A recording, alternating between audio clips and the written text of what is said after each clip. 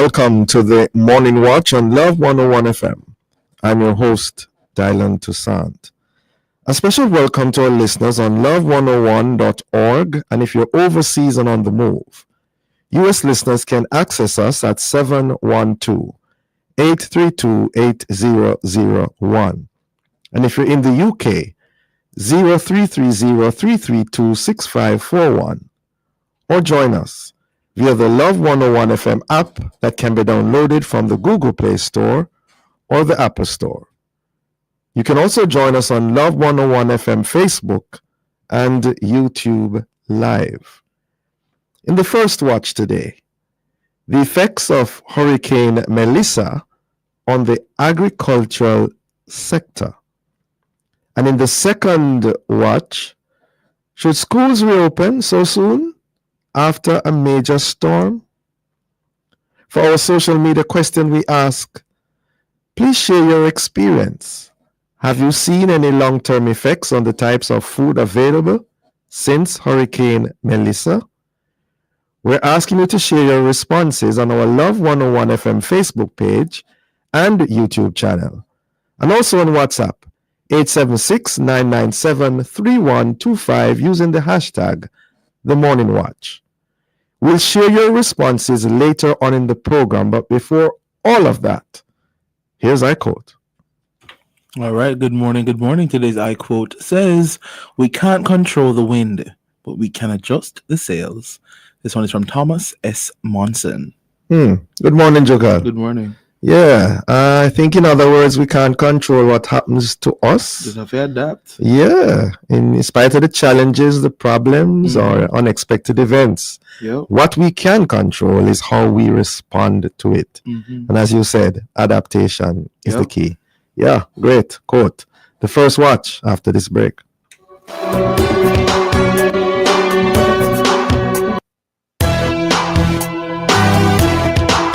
The Ministry of Health and Wellness is reminding Jamaicans to take care not only of their physical safety, but also their mental and emotional well-being following the passage of Hurricane Melissa. Mental health is just as important as physical preparedness. The ministry therefore encourages persons to access the available mental health resources, including the Mental Health and Suicide Prevention Helpline 888 New Life. That's 888-639-5433 and the You Matter chat line. The chat line can be accessed by messaging the word support to 876-838-4897 or at You Report Jamaica. The ministry also encourages persons to rely on credible sources, including the Ministry of Health and Wellness, for updates and avoid excessive exposure to distressing news. Check in with family, friends, and neighbors, especially the elderly, persons with disabilities, and those living alone. Get adequate rest, eat nourishing foods, and practice deep breathing and relaxation exercises. On the next episode of The Mailbox, we'll be talking about the resilient man. The making of a resilient man is a journey shaped by his experiences, challenges, and choices. He's able to navigate tough times and come out stronger, building a support network and finding healthy ways to deal with stress and emotions. You are invited to join the conversation with our guest, Mr. Tafari Reed, pastor at Mitchelltown and Portland Cottage New Testament Church of God, as he shares on moving from the past and looking to the future. That's Wednesday, November 12th at 5:30 p.m. only on the family station, Love 101, The Mailbox, Monday.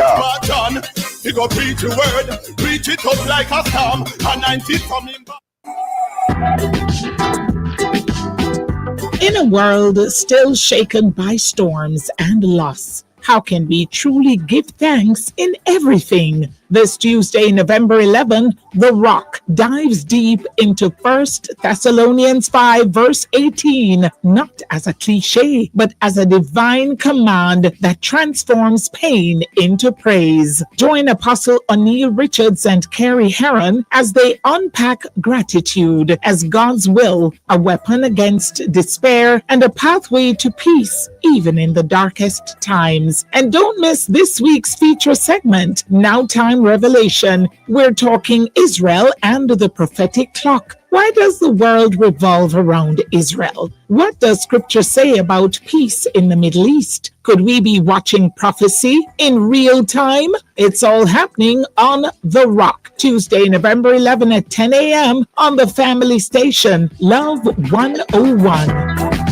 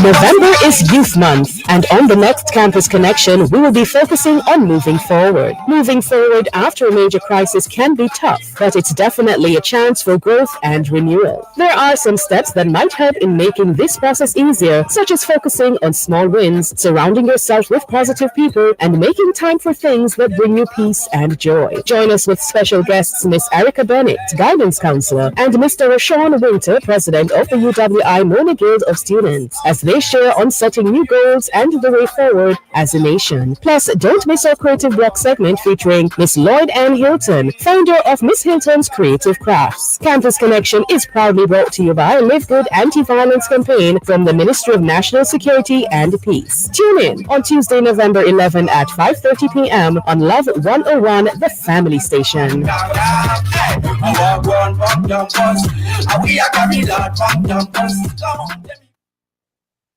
Eternal Father.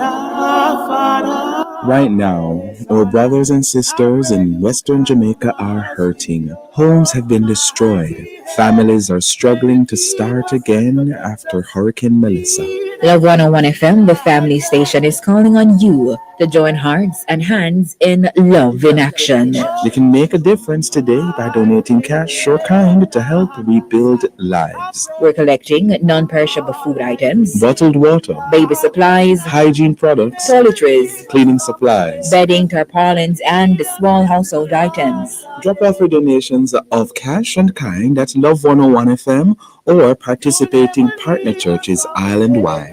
Every can, every package, every dollar helps bring hope to the hurting. Together, we are Love in Action. Love 101 FM, the family station.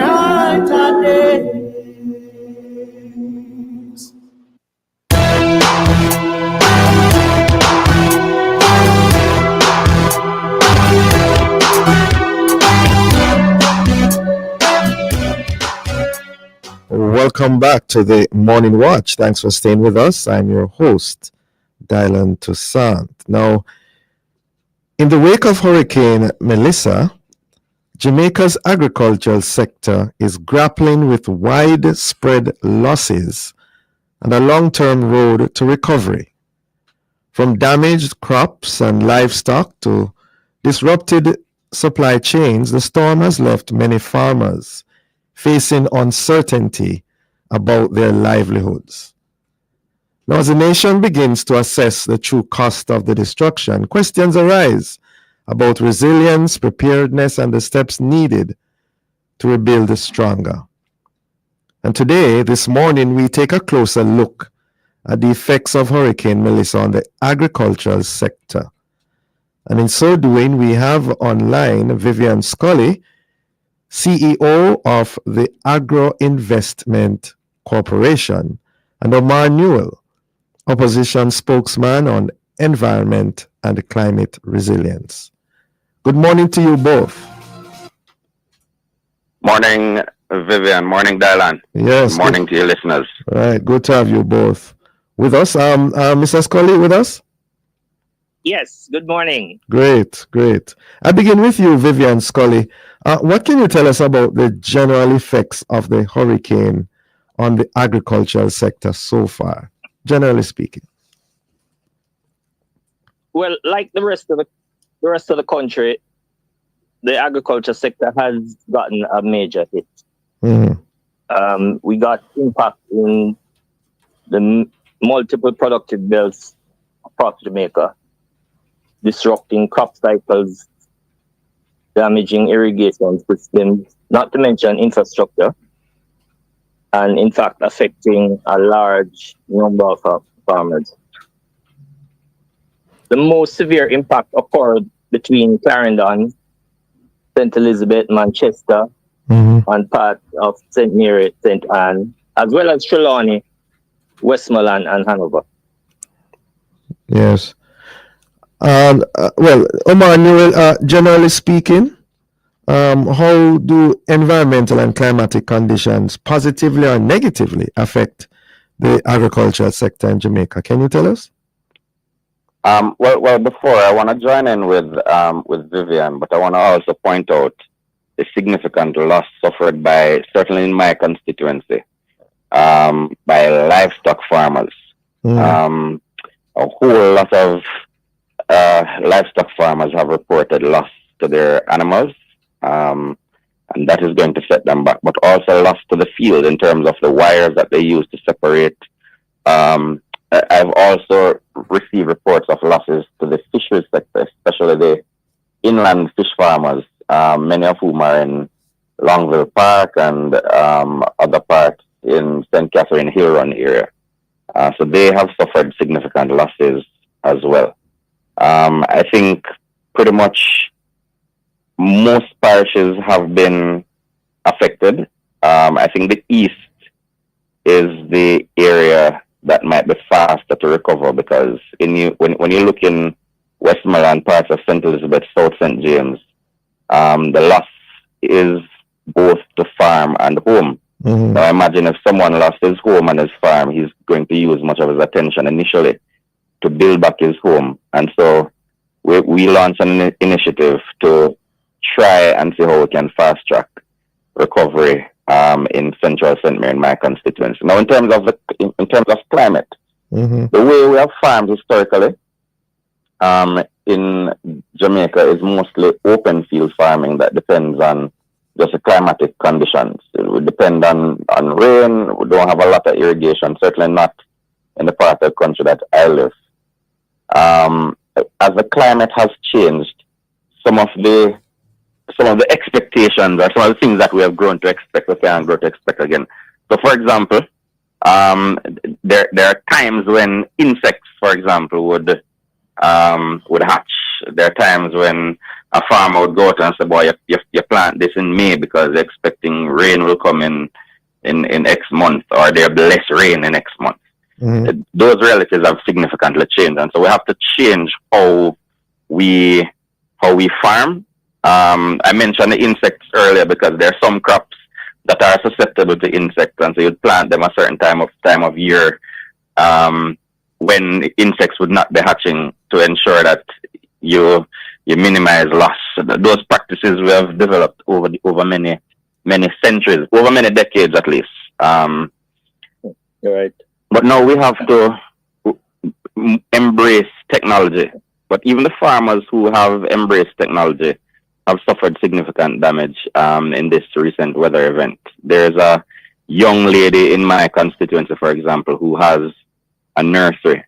And we did a feature on her a few months ago, and it broke my heart when we went to take a look at her facility last week after Melissa passed. So we have to be more resilient. Probably in addition to greenhouses, we may need to look at grow houses. What houses? Grow houses. What's that? It's really containerized with its own little ecosystem using technology. That might be one option to take a look, because it might be more resilient to hurricanes and that kind of thing. Yes, sir, Omar Noel, I'm still not getting the difference between the greenhouse and the grow houses. See if you can differentiate them for us. The greenhouse All right. So your greenhouse, a typical greenhouse in Jamaica, is made using locally available materials. So using plastic, probably using board, etc. While the grow house technology, certainly the one that I have looked at, tends to be more akin to a container. So a 40-foot container, for example, or a 20-foot container, with technology that would give you the temperature, the climatic conditions that you need for different crops to grow. Oh, okay. And you're saying we don't have a lot of those so far in Jamaica. We need to be looking in that direction more. I can't say there is none. I've not seen any. None. Okay. Vivian Scully, you are CEO of the Agro Investment Corporation. How has the impact of the hurricane affected investment so far? Or what do you project going forward in terms of agro investment in Jamaica? Well, it's a bit early to talk about investments coming after the mass devastation we have had. But I'm happy that you brought it up, because I also said to the team that this presents an exciting investment opportunity as well, both in rebuilding, and Omar mentioned grow houses. That's an area that we definitely could be pushing towards, and it requires significant investment. Not just on container-sized grow houses, but even, the size of a mall, 50,000, 100,000 square feet, where you have the controlled climate inside of the building. And that requires significant investment. But it does protect you, in the face of disasters like these. And even before the hurricane, can you give us an idea of anecdotally, in terms of how large an investment persons have put into agriculture over the years? Is it huge? Is it small? Is it medium? Well, if we were to count the fact that we have over 250,000 registered farmers in Jamaica, contributing roughly 9% of our GDP and 15% of our employment, that number adds up to a significant investment. And over the last 2-3 years, we have seen a significant rise in both medium and large scale investments in Jamaica. Unfortunately, some of those got hit. Yeah. We and I refer to the egg farmers, where a number of modern layer hatcheries were set up, and that impact of the hurricane wiped out a number of these investors. Yes. And in terms of investment, what are they, agriculturally, in terms of crops or whatever, what are the main areas that you find persons have been really trending toward? It's interesting because demand for locally grown products has been significantly higher than what's produced. Why is that? And so the opportunity... Why is that, Vivian Scully? Yeah, would you say? Yeah, why is that? It requires larger scale investment. We have a number of... Most of our investment in agriculture are small and medium-sized farmers. And in order to have predictability in production and scale, we need larger agricultural enterprises. One challenge has been around land and irrigated lands, which is an area that we have been addressing over the last 5 or so years. Just last year, we launched a 2,000-acre development between Clarendon and St. Catherine, fully irrigated, and in a matter of months, it was fully subscribed. Clarendon was oversubscribed, and we're now in the middle of offering St. Catherine. And I want Omar to know that I've even made a visit over to the St. Mary's side. We have some land in Nonsuch that we're looking to scale up. And are looking to see how we can get irrigation into that area. Yeah. Well, that is good news. And one of the things I had intended to ask today is whether we could fast track just lease arrangements for those lands in non-such. I know some farmers currently occupy, but I think if we're going to, well, there's two things I think we need to do now coming out of this. One, we need to fast track just the process for people to access, and not just AIC lands, but agricultural lands on a whole. Second, I think we really need to be deliberate about diversifying our agriculture product. This is the second year in a row that the major hit is to the west. And you could have a major hit to the east, but we have concentrated agriculture, and I'm happy with what AIC is doing in terms of the agri-parks in Clarendon and St. Catherine, and trying to build over. But St. Mary, Portland, and St. Thomas were major contributors to agriculture over the years. And I know disease has affected the cocoa crop in St. Mary. I know the shift from banana export has affected just the economy that side on a whole. And JP has tried to replace some with pineapples, but we still have huge tracts of land that were historically productive and contributed significantly to foreign exchange in Jamaica. And I think having played that role historically, there's a responsibility on the part of Jamaica to help to really kickstart or to reboot agriculture in those parishes. I'm very happy to hear that AIC is looking at non-such. I know some of the needs there. I'm going to raise some of them with Minister Green, but I think we have to diversify just in terms of where we're focusing agriculture. And the focus can be just where you have we have an agri show in St. Mary, which is big. That means agriculture is booming there. It's not so. So I'm very happy to hear that. Yeah. But what do you say? Sorry, Dylan. Yes. To your question about investment in agriculture, yes. I'm happy that the conversation kind of steered away from the macro a little bit. I as a church boy, agriculture is kind of a widow's mite industry, meaning of the 250,000 farmers that Vivian mentioned, the majority of them have everything in their farm. And so even while, and I expect today when Minister Green addresses the Parliament, he will mention the estimate of the macro loss. Certainly I know RADA has been sending in information, Fisheries has been sending information in. But if we can look at just the broad number, the truth is the majority of those 250,000 who have suffered loss they've suffered devastating loss in terms of their personal wealth, because much of it would be tied up in their small acreage farms. Yes. Vivian Scully, what do we do now as a nation?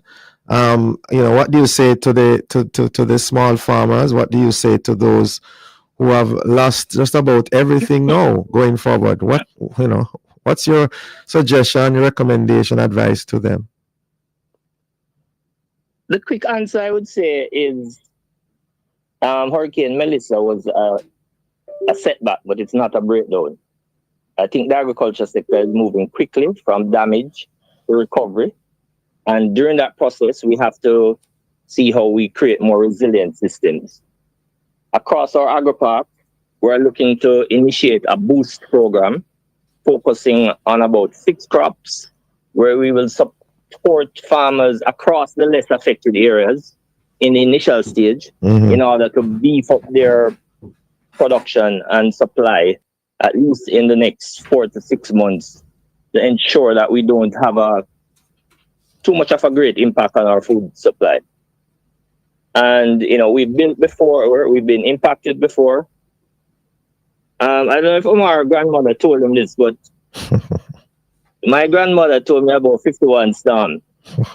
And when I did the research on it, it was akin to what Melissa has done. That storm hit the eastern side of Jamaica, flattened the airport, destroyed 20,000 homes.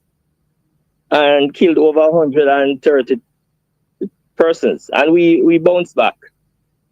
So I think it's within us. We're getting a lot of assistance.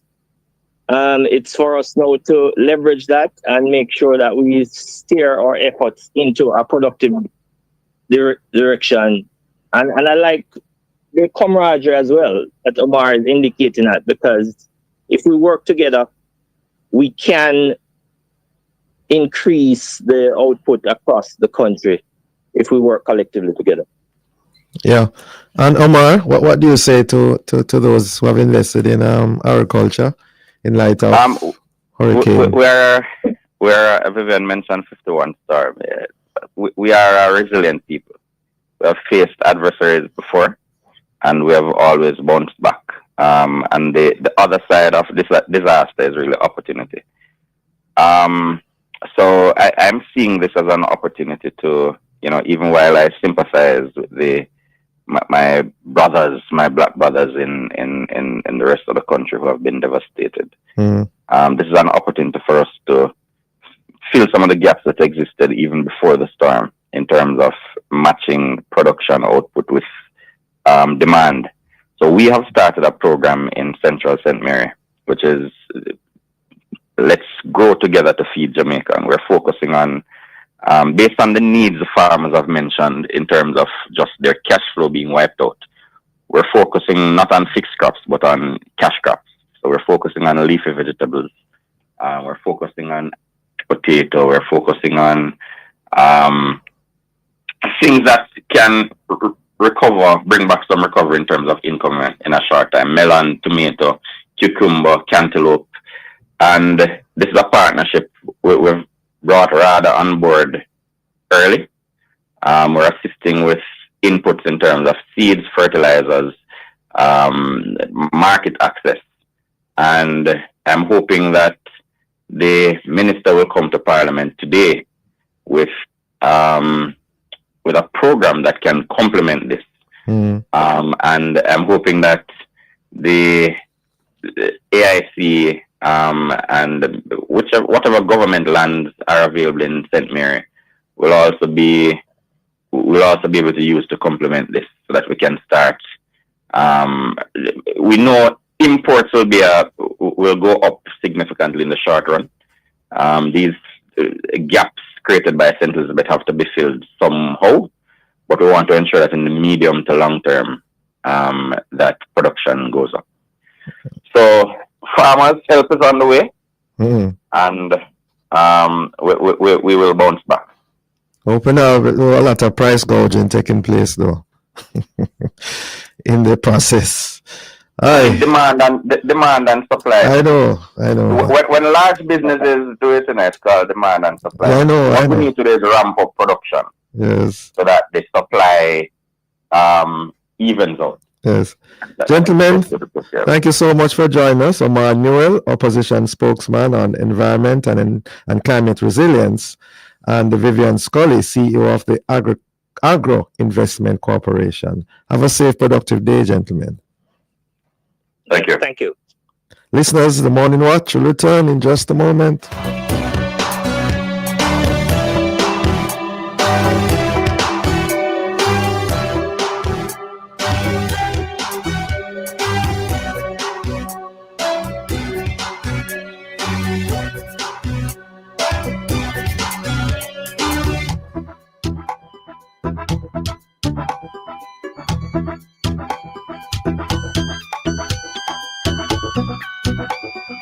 Start your journey with a JN Small Business Loan with small business loans as little as $10,000 and up to $4 million. The time by JN Small Business Loan is 7:30.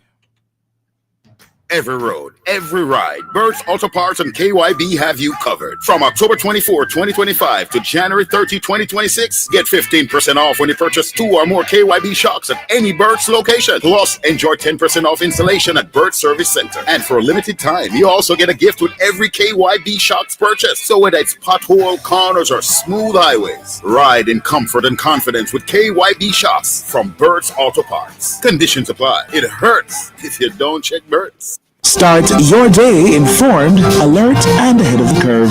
Join us at 6:30 a.m. for the latest breaking news, weather updates, and everything you need to know. Clear, concise, connected. It's your morning news right here on Love 101 FM, the family station. On Mondays, the morning news is brought to you by the Ministry of National Security Live Good Anti-Violence Campaign.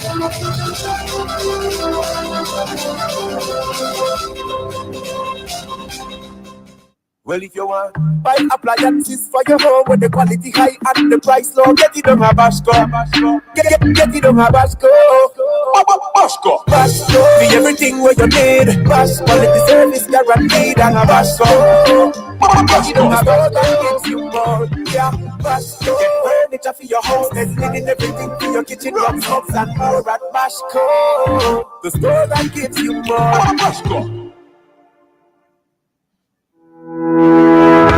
The National Land Agency assists landowners to register their land under the Systematic Land Registration Program. Systematic Land Registration is the orderly and methodical way of registering land within a designated project area. For more info on whether your community is covered under the Systematic Land Registration Program, visit nla.gov.jm for a list of all the declared project areas or call 876-750-5263. The National Land Agency, one goal, to serve you better.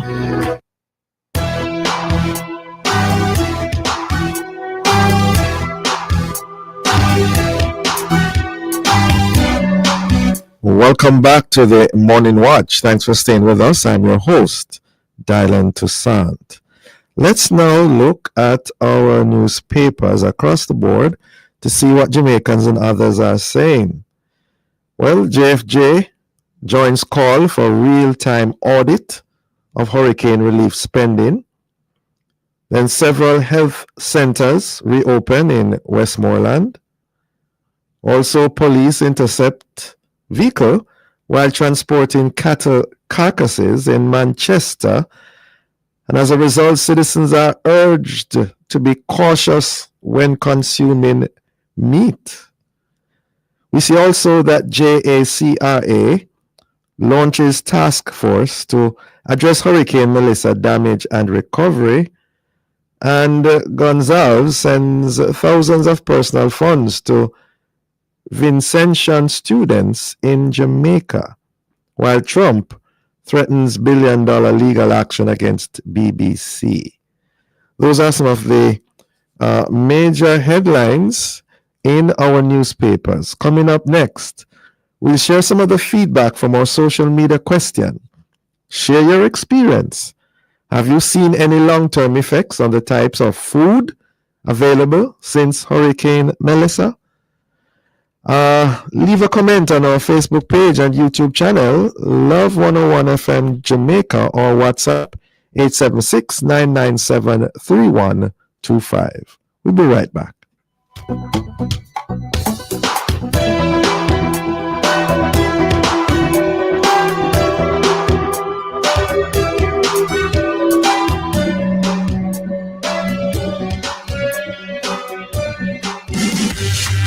know you're making every dollar work harder, choosing carefully, buying what you need, and making it stretch as far as you can.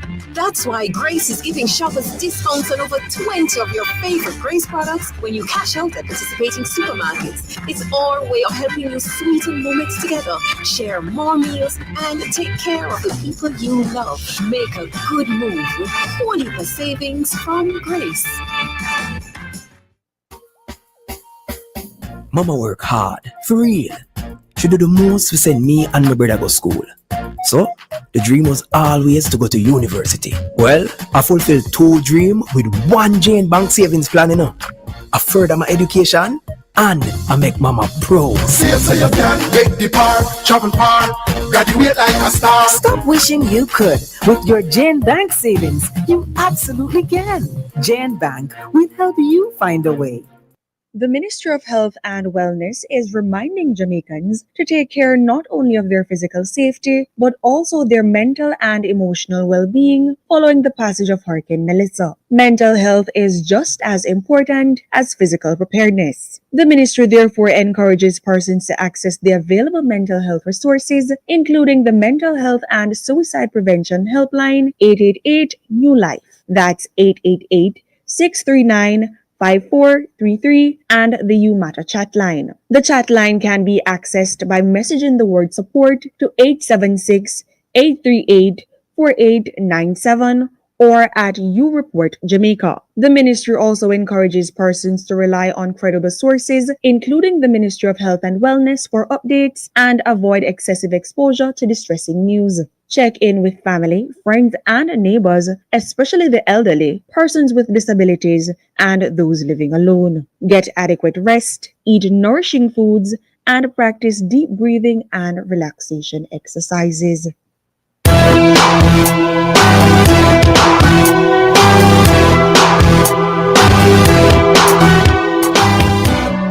Welcome back to the Morning Watch. Thanks for staying with us. I'm your host, Dylan Toussaint. Let's now join Jukal for a look at how our Facebook, YouTube, and WhatsApp friends answered today's question. Jukal, the question is, share your experience. Have you seen any long-term effects on the types of food available since Hurricane Melissa? Yeah. All right, so we have here Edna in Montego Bay. Morning, Edna. Let me hear from her. No one listeners and stuff. Yes, I see some effect, long-term effect. How long it's gonna be, I don't really know, but it must have to be after this devastating hurricane. Oh my God! And I guess Jamaica will have to be importing more. We're importing already. We have to import more now. Yeah. So right now you can't get some of the stuff them because they are either too expensive and there's none at all. For instance, scallion I have to pay $800 a pound for scallion now. Sweet pepper, maybe it's about $1,000 a pound.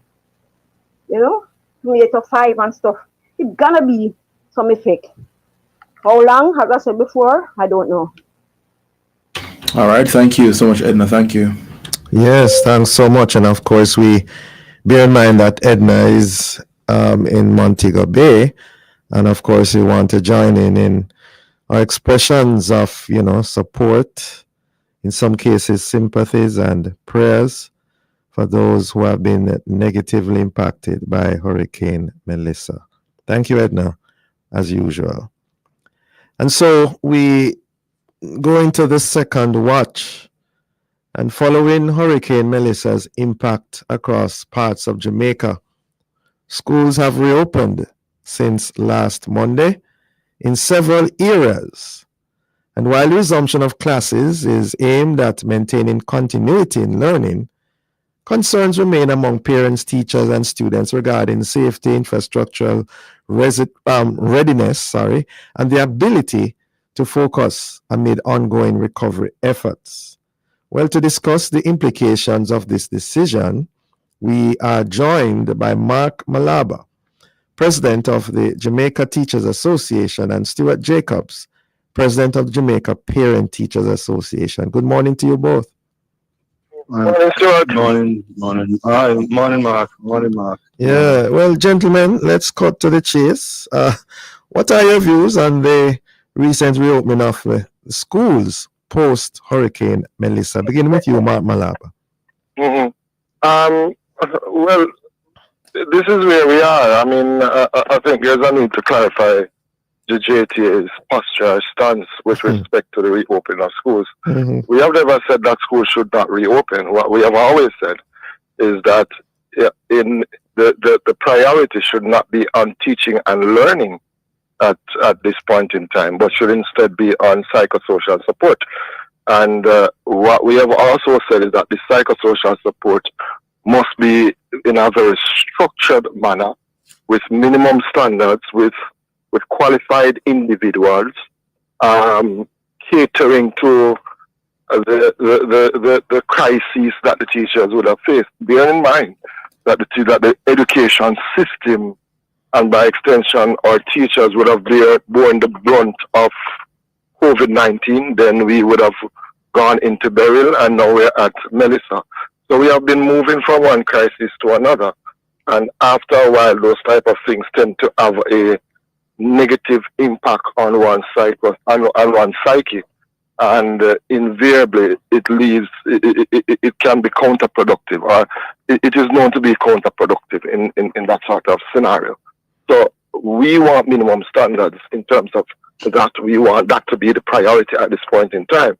And we want it to be measurable. In other words, if it is that there are set objectives, and these sessions are being conducted by qualified individuals, then at the end of that process, there should be some assessment to determine whether or not those objectives have been met.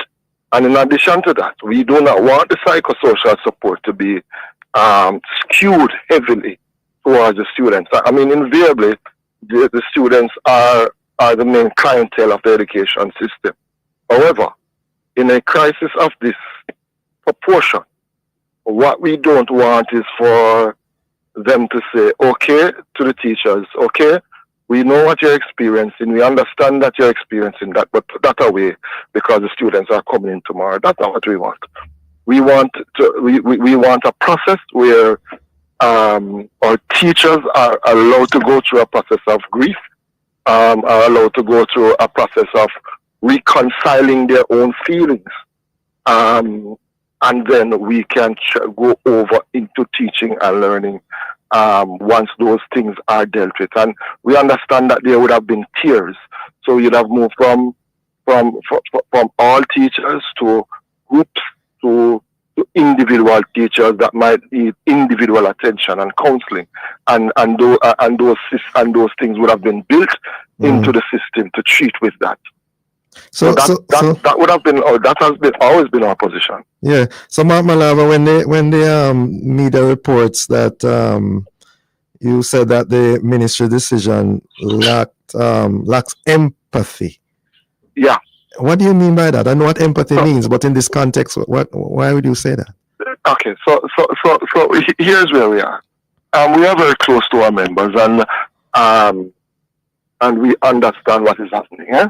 So, for example, when an instruction is being given that a school should reopen, but there's a teacher who has lost her roof, or the entirety of her roof and her belongings, but she must report to work in the morning. We believe that lacks empathy.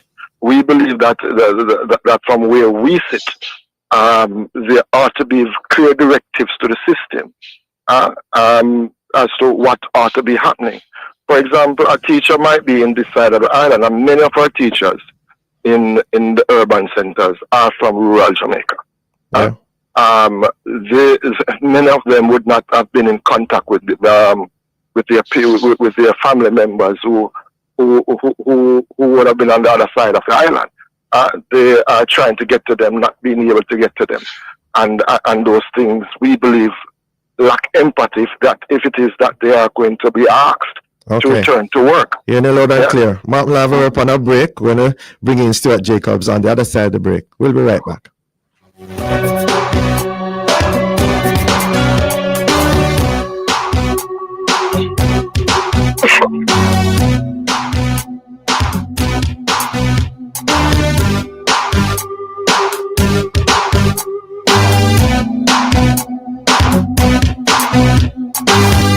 Eternal Father.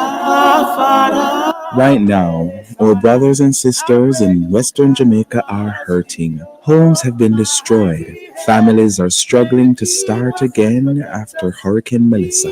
Love 101 FM, the family station, is calling on you to join hearts and hands in love in action. You can make a difference today by donating cash or kind to help rebuild lives. We're collecting non-perishable food items, bottled water, baby supplies, hygiene products, toiletries, cleaning supplies, bedding, tarpaulins, and small household items. Drop off your donations of cash and kind at Love 101 FM or participating partner churches island-wide. Every can, every package, every dollar helps bring hope to the hurting.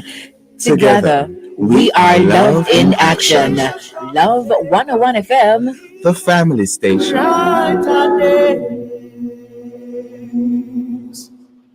Grace is giving shoppers discounts on over 20 of your favorite Grace products when you cash out at participating supermarkets. The time by Grace Good Move is 7:45 a.m.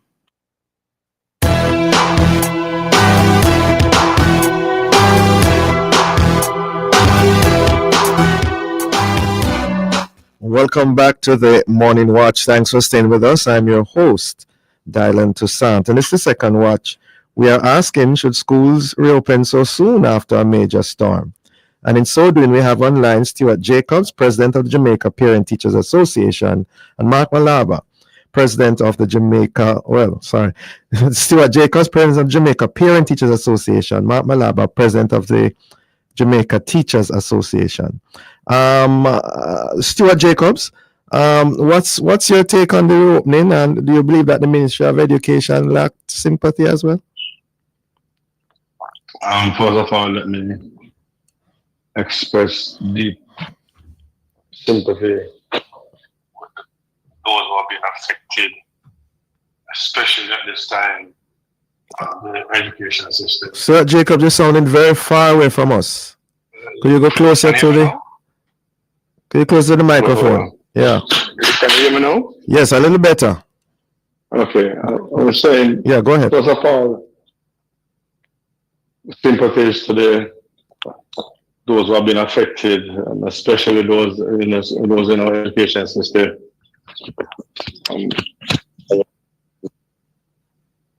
Stuart Jacobs, you're inconsistent in our hearing of you. There are some issues right there. Mark Malaba is still with us? Yes, I'm here. Yeah. Now, notwithstanding your views as you expressed earlier and over the past weeks on the matter, what are your observations so far with the reopening of the schools? It is based on what we are seeing. There has been a slow startup of schools. Many of the schools are still have been without essential utilities, for example, water. So what we are seeing is that principals are seeking to put some of these things in place. There are some schools that are waiting on these things. And there may be some schools that have made arrangements for water to be trucked. Electricity is not as important as water for many of our schools for different reasons. So that's what we are seeing, that it is gradual in terms of students returning to school, so to speak. But schools are reopening. And the psychosocial support you mentioned earlier, is that being given? We are seeing aspects of that being given. As I indicated earlier, we would have wanted it to, and we have been demanding that it be in a very structured way. It ought not to be glossary or treated in a flippant manner. It must be woven into the DNA of recovery, and it must be ongoing. That is our position, and that's what we are demanding. From the JTA standpoint, we are also putting things in place to assist our members with the recovery effort. We have allocated, for example, some $35 million to help our members with the recovery effort. We have put in place counseling on demand, where once a teacher, for example, indicates that they need counseling, or our principal reaches out to us, we put that facility in place and to facilitate the teachers. We will also be having a series of online psychosocial support for our members, and that's in partnership with our international partners. American Federation of Teachers, for example, have reached out to us, and they will be providing that level of support. We will also be through Education International. We'll also be having sessions around crisis leadership and management for our teachers and school leaders. So we are doing what we can, to help our members as we move forward. Yeah. Stuart Jacobs, back with us? Back with you. Yes, right. I don't know if you still wanted to complete your opening comments? Sure, yes. Yeah, sure. I wanted to express sympathies today for those who have been affected by it, especially those in the education system. But to answer your question, your substantive question, that no, I don't think that there was any the ministry has been not humane in Lack of asking for schools empathy. to be open because having the children stay at home after that instant disaster, the best thing you want for them is for them to integrate and to reintegrate with their friends and their school situation where it's even more comfortable than at home. It's more centralized. It's more centralized that you can do the fixing of the psychosocial thing. And as the President Mark says just now, is that there's a greater need for the instant fixing of schools, getting teachers fixed and ready to come back. It's even greater though is what and NPT for suggestion. Yeah, Stuart Jacobs. Yeah, we're having difficulty hearing you now again, so we're going to try and fix that as best we can. Soon come back to you, Mark Malaba. The whole matter of the school buildings have been brought to the fore. With the zinc roofs and everything. What are we going to do about this? Because now we're realizing that this is becoming a regular fixture every year in terms of hurricanes that reach category 3 upward and now 5. What are we going to do? What needs to be done? There is a need to take another look at our building models for many of our schools in terms of how they are designed. Interestingly enough, what you're finding is that those schools that are primarily slabbed, they did not suffer any extensive damage. Yeah.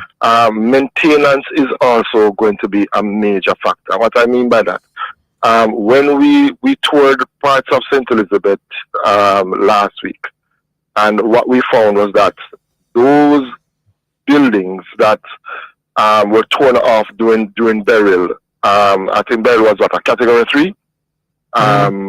When and have been repaired.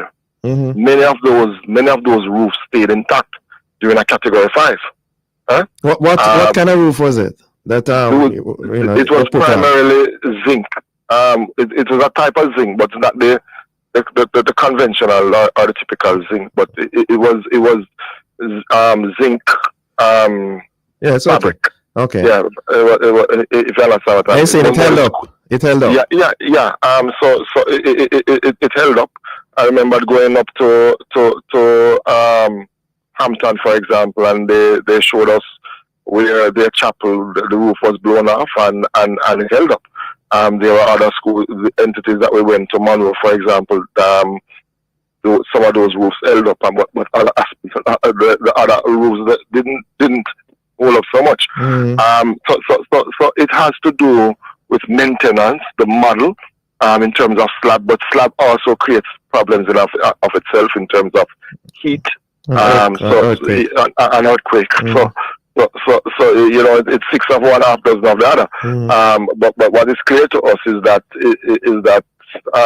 hurricanes are far more frequent than earthquakes. Are far more devastating than earthquakes have been to Jamaica in recent times. So we have to take those things into consideration. In addition to that, what I have assessed as well is that in many instances, many principals would have erected structures for different reasons. Well, for example, there might be an overcrowding situation. The ministry has failed to act in spite of the fact that they would have made several attempts, and they went ahead and erected a structure.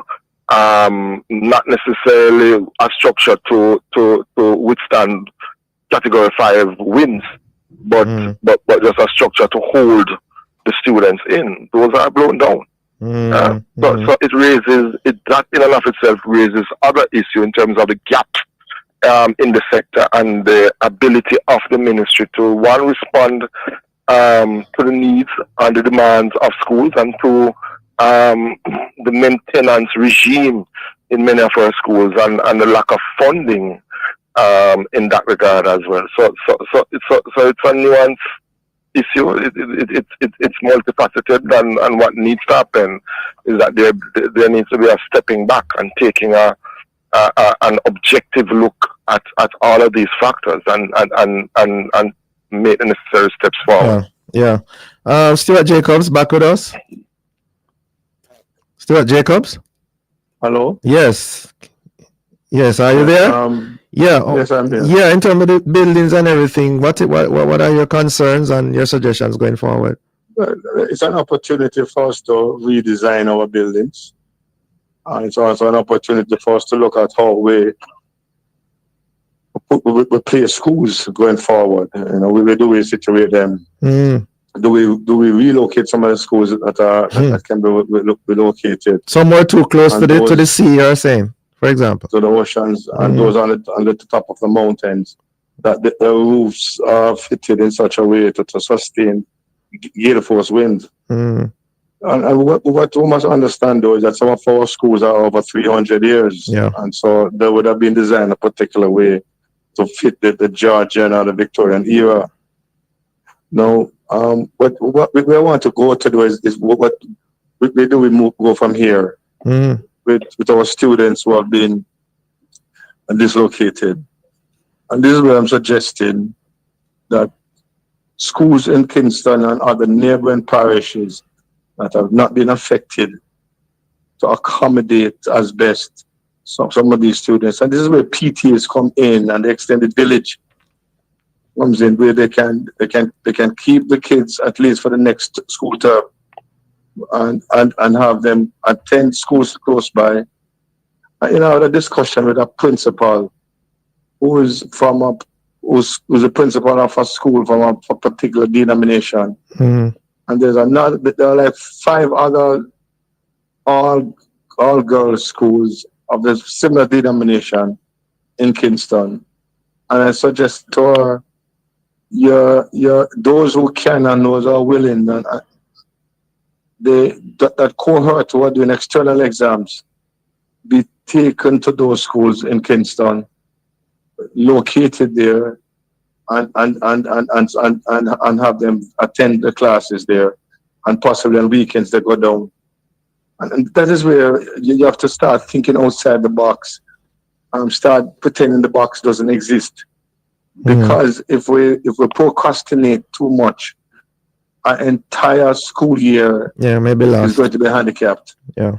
And and I hope that the government now is now engaging our external exam providers to see how best they can adjust the market structure for the exams. That's an interesting point, Stuart Jacobs. I don't know how they're going to do that. What was done in COVID, President Malava could probably shed some more light on it, is that they use a grade 5 assessment, SBA scores assessment, and use that. We'll have to do that, because what you don't want is that a child is without a roof, a child is without the regular atmosphere for learning. It's not on the same level. They have been asked not to leave it there to compete on the same level. Yeah, so sorry, Stuart Jacobs, I have to leave it there. But Mark Malava, president of JTA, Stuart Jacobs, president of Jamaica Parent Teachers Association. Thanks for joining us, gentlemen. Thank you. All the best. Great. Okay, President. Yeah, man. Thank you, listeners, for being with us. Join us again tomorrow as we continue to set the stage for a discussion of topical and controversial issues. For information or get copies of this program, call our production department at 876-968-9596-7. This, of course, has been the Morning Watch. Thanks to our producer, Yashika Nevers. And our guests, I'm Dylan Toussaint, returning you to Love in the Morning with Jukal Dial.